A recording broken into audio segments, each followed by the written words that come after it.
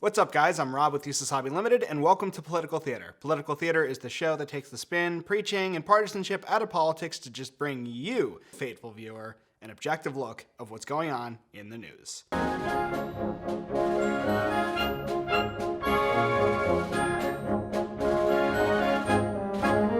So today, I am here to talk about Super Tuesday. A very interesting turn of events. In kind of a stunning upset, comeback kid Joseph R. Biden Jr., former vice president, wins Super Tuesday with 566 delegates. Vermont Senator Bernard Sanders came in a close second, though, and walked away with a big win in California with 501 delegates. Massachusetts Senator Elizabeth A. Warren walks away with a mere 61 delegates. So I'm just going to go state by state. In Alabama, Joe Biden won 40 delegates. Bernie walked away with just 7. In Arkansas, Biden won 17. Bernie won 9. California, 93% reporting. There's still a little bit left. Bernie Sanders won 155 delegates so far. They have counted over 1 million votes went to Bernie. Biden came behind with 93 delegates. 415 delegates available, so more of that data is going to come out. Right now, though, it looks like Bernie does have 155. Biden has 93. In Colorado, Bernie won 20 delegates. Joe Biden won 9. Maine, Joe Biden won 11. Bernie Sanders won 9. Elizabeth Warren won 4 delegates in Maine. And I can't help but feel like that may or may not have impacted Bernie's loss there. Because Biden, having conglomerated the centrist vote, whereas Bernie and Warren capture a certain amount of the progressive vote, it's hard to tell because people who are polled and who they like Warren, they don't necessarily go to Bernie as a second choice. But Warren winning 4 delegates, Bernie winning 9 feels a little strange because even if he had won 2 more, they would be tied. Biden won 68,396. Bernie won 65,894. Elizabeth Warren, 31,514. It's just hard to think that with only just 4,000 more votes, Bernie would have been ahead in Maine. In Massachusetts, Joe Biden won 36 delegates, Bernie Sanders won 29, Elizabeth Warren won 23. 470,294 for Joe Biden versus Bernie, 373,173. Then Elizabeth Warren, 299,733. It's just hard to not look at these numbers and think that if Warren had dropped out, maybe it would have been a different night for Sanders. Now, Warren has shown that she does not want to quit at all. Right after Super Tuesday, she sent out an email asking her supporters to donate to her more. She's saying, we're in it to win it. We're not quitting anytime soon. That's what her plan is. In Minnesota, Biden won 38 delegates. Bernie Sanders won 26. Warren won 10. But when you go to states, though, like Minnesota, where Amy Klobuchar is from, and Amy Klobuchar endorsed Joe Biden, it's a little harder to just say, oh, this is all Bernie had a worse night because of Warren. That's just not how it works. It's very clear in Minnesota that Klobuchar shored up her support and got everybody on board with Team Biden. North Carolina, Joe Biden won 65 delegates, Bernie Sanders won 35. Elizabeth Warren won only 2. So it was very clear that Joe Biden was at least going to win North Carolina. In Oklahoma, we have Joe Biden winning 21 delegates, Bernie Sanders winning 13, Michael Bloomberg winning 3, Elizabeth Warren winning 0. Now, what's interesting, though, is that Bernie was polling very well in Oklahoma, so that was a very bad sign for his candidacy when he lost Oklahoma. It's supposed to be a little bit more of a working class state, and it just goes to show that the Sanders campaign needs to do more homework and needs to reach out to more of the white working class voters than they thought. The West was supposed to be where Bernie won. He was projected to win about 8 states. While his win in California is why he still stands a chance, Oklahoma is definitely a bad sign. Tennessee, Biden got 29 delegates, Bernie Sanders got 15, Michael Bloomberg got 8, Elizabeth Warren got 1. Now in Texas is like Oklahoma. There was always a chance that it was still going to go to Biden. People still thought that the Latino vote was going to get Bernie up and over. Michael Bloomberg got 5 delegates, Elizabeth Warren got 6. So even if you added that to Bernie's count, Biden still wins. Bernie won in Utah, though, 9 delegates. Bloomberg got 2, Biden got 1. Vermont, Bernie got 11 delegates, 50% of the vote. Joe Biden got 5 delegates with 22% of the vote. and then no one else got any delegates there. Finally, Virginia went to Biden, which everybody kind of expected. It's a little more suburban. Biden actually cleaned up in Virginia. He got 53.2% of the vote, 66 delegates. Meanwhile, Bernie Sanders got 31 delegates, and he got 23.1% of the vote. So what happened, though? It looked like Bernie was going to just keep the Nevada momentum alive, and that just did not happen. And part of it was that the centrists were unable to coalesce around a single candidate. And for a really long time, that was hurting them. It was dividing people up. Anecdotally, I have several friends. Some of them liked Mayor Pete. Some of them liked Amy Klobuchar. Some of them liked Bernie. Some of them liked Warren. Others would like Warren, but then Biden was their second choice, or Bernie was their second choice. Biden was their first choice. But what the Democratic establishment was able to do after Mayor Pete dropped out, unite, coalesce around a singular candidate. The reality is, the progressive wing of the party trying to push the Democrats further leftward aren't united.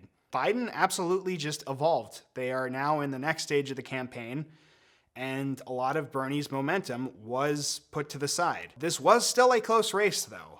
Biden only has 65 more delegates than Bernie does, and the way California is being counted, Bernie's probably going to end up with a lot more. If you look at the map of California, almost all of it went to Bernie, so you're still going to have quite a close race. But it really goes to show that the centrist Dems finally got their act together and said, look, guys, we have to pick a candidate. We can't just sit here and say, like, oh, any of these people are good.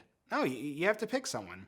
I mean, it was kind of hard, though. I mean, I don't blame them. Biden seemed like he was kind of dead on arrival. For a while there, he was having gaffe after gaffe, and there was a gaffe right after he announced his victory. He mistaken his sister for his wife. So the gaffes are definitely not over. However, when everybody throws their weight behind one candidate, that means that there's going to be a lot more of just, let's stay on message, let's stay on message, let's stay on message. So Biden and his camp end up sounding a lot closer to Bernie, who's been staying on message this whole time. Now, I will say, I think Elizabeth Warren still being in the race has hurt Bernie more than I think people realize or people want to talk about. Sagar and Jetty of The Hill called it an elephant in the room, which I would have to agree. If you look at the numbers, with Warren only having 61 delegates compared to 566 and 501, it seems a little silly, just because even if you added all of Warren's delegates to Bernie's, Biden still would be ahead. However, if you take into account that California still needs to be counted, and so the delegate count will slowly creep up, and eventually Bernie will be even closer to Biden. You also still have to take into consideration that a lot of millennials just did not vote. There was only 13% who went out and voted, even though it was a big election and polling was showing people were interested in going out and voting. And I believe that's because Bernie's message gets a little convoluted when you compare it next to Warren's, which they're both saying very similar things in slightly different ways. Different people on the left who support them for reasons that can sound very convoluted. And so, yeah, meanwhile, Biden is just, look, we're going to beat Trump, we're going to beat Trump, we're going to beat Trump, we're going to beat Trump, we're going to beat Trump. I was part of a very popular presidency. A lot of those staffers are endorsing me. All the former candidates who dropped out, all the big ones, Beto, Pete, Amy, look, they're all endorsing me. And so it makes him look strong. According to a lot of exit polls, Biden was apparently, up until the very last second, people were just unsure, and he showed them that they had a united front. This race really is coming down to Biden versus Sanders. Biden being the centrist, being the neoliberal Bill Clinton wing of the party, and you've got Bernie Sanders, kind of more the FDR wing of the party. You've got those two kind of duking it out right now. And that's kind of what we're going to be seeing. We're going to be seeing whose message is stronger and who can sell it to the American people. The fact remains is Joe Biden ran for president a few times before and he wasn't able to sell it, but he also wasn't the big choice for the frontrunner. Now the fact that he is the choice for the frontrunners, all hands are on deck. Biden is a lot of people's first choice because they believe he can beat Trump. They believe that people are going to unite behind him and that he is going to be able to pass enough legislation to be able to fix a lot of the issues. However, with the returning media scrutiny, we don't know if that's going to stay or not. Watched a lot of gaffes. I have watched him not do well on debates. I thought, actually, that the establishment was going to unite behind Mayor Pete after his win in Iowa. Legitimately was very surprised when Biden winning South Carolina was enough for Mayor Pete to drop out.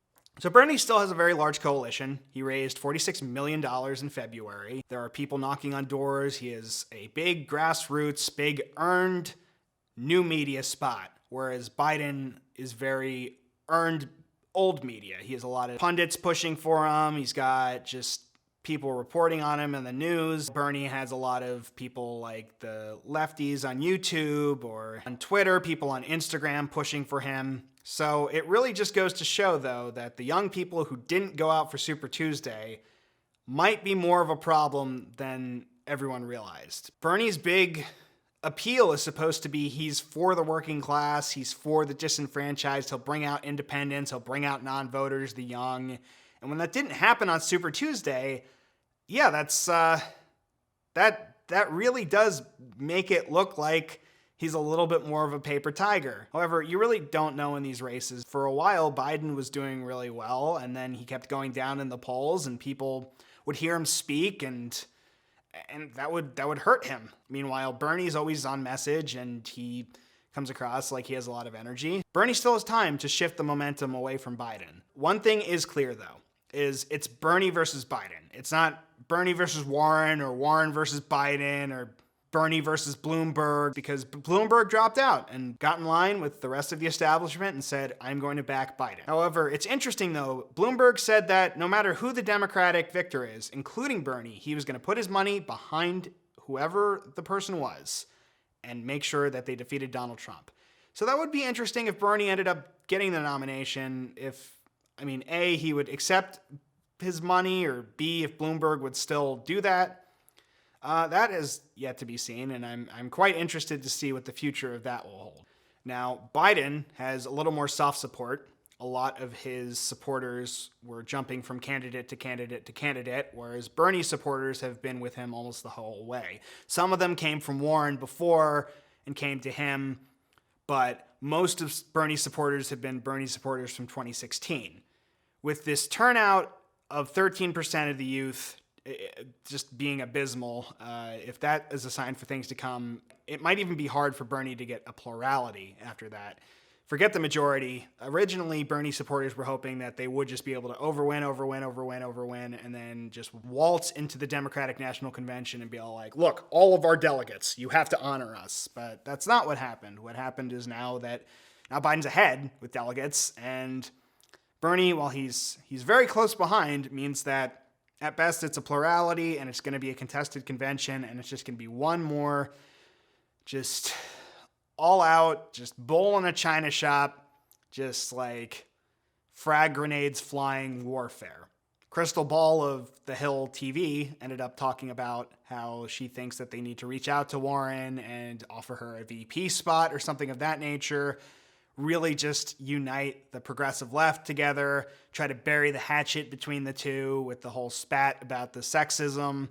But to be honest, I don't even know if Warren would go for that. It seems like she's trying to wait for a contested convention, come in and say, hey, look, I'm here because I'm a progressive and I have a plan to get things done. And from there, she'll try to get the nomination. I have no idea how that would work. I really don't think it would, because I think that the person who's going to say that is Biden, and Biden will have a lot more delegates than she will. And Biden also kind of picked a side, whereas Warren sometimes seems like she's more center. Other times she's picking progressive lanes. She took on Bloomberg in a very progressive way, but she also wants to take a more practical approach to Medicare for all, which is, some would argue, is centrist. Some would argue she's still very progressive. What are you talking about? Depending on the person yelling at you.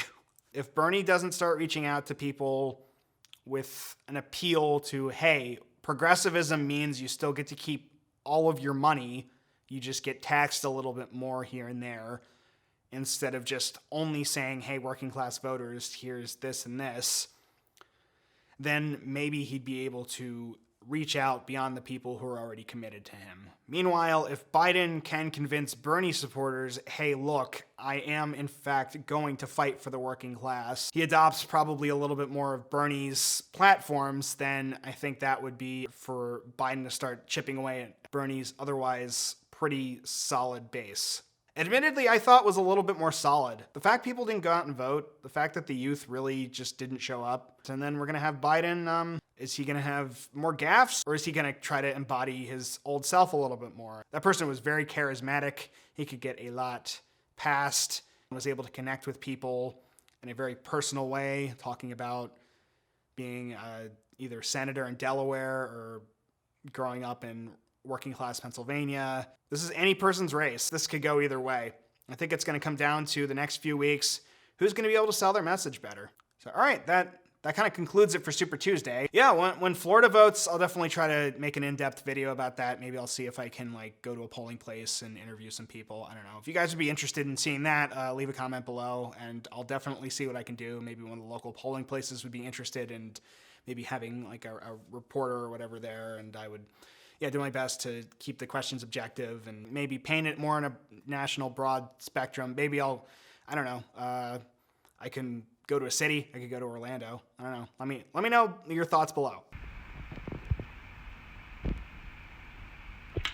So I was in the middle of downloading this video onto my computer to edit this, and I noticed something on the Twitter sphere because, of course, I can't not look there for 2 seconds.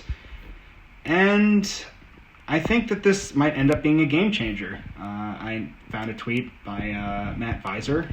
He said, "New top surrogates and allies of Elizabeth Warren and Bernie Sanders are discussing ways for their two camps to unite and push a common liberal agenda, with the expectation Warren is likely to leave the presidential race soon." From Ann Linsky and Washington Post Sean. That is big if true. Warren is a media darling. People love her. The question comes to her viability and her lack of delegates. However, that would bring MSNBC, CNN, a huge chunk of their pundits onto Bernie's side, if that was the case. If Warren was able to actually endorse Bernie, or even better, become part of his cabinet, even better, his vice president, that would instantaneously unite the progressive left. And from there, it would be a very, very, very close battle between Biden and Bernie at that point. But I don't know. Only time will tell. That concludes it for my Super Tuesday video. Hope you guys have a lovely day. May the wind be at your back.